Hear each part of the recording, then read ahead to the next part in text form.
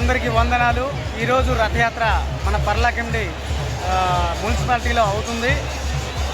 ఈ రథయాత్ర జరగడానికి మెయిన్ ఏరువాక పున్నమి రోజు అనగా నహాన పున్నమి రోజు స్వామివారికి 108 కలశాలతో స్నానం చేపిస్తారు. స్నానం చేపించిన తర్వాత స్వామివారికి జ్వరం అవుతుంది. జ్వరమైన తర్వాత స్నానమైన తర్వాత అణసరఘర వితిరే నిన్నటి వరకు చీకటి గదిలో నిన్నటి వరకు కూడా స్వామివారు అంటే రెస్ట్ తీసుకున్నారు.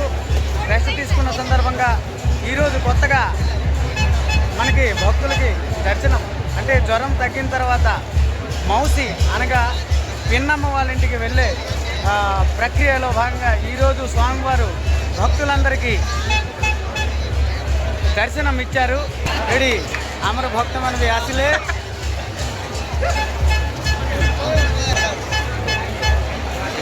విశ్వ ప్రజామనంకర మౌఢమణి ఆదికొండ సచ్చిదానంద స్వామి అయినటువంటి మహాప్రభు శ్రీ జగన్నాథంకర దర్శన ଏବେ ప్రజామనంకు మిలివాకు ଯାଉଛି అంటే మహాప్రభు జగన్నాథుని యొక్క దర్శనం భక్తులందరికీ జరుగుతుంది.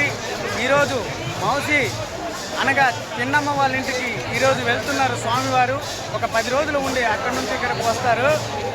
వచ్చిన తర్వాత దానినే మనం బాహుడా యాత్ర అని అంటాము. ఇప్పుడు జూలై 5 అంటే జూలై 5వ తారీఖున తిరుగుముఖం పట్టే యాత్ర కూడా ఉంటుంది. శ్రీమందిరకు శ్రీ గుండిచా మందిరం నుంచి శ్రీమందిరకు రివర్స్ అయ్యే ప్రక్రియ ఉంటుంది. కాబట్టి ఇప్పుడు మనకి అందరికీ కూడా ఆ జగన్నాథుని యొక్క దర్శనం అయితే లభించింది. జై జగన్నాథ్, జై జగన్నాథ్.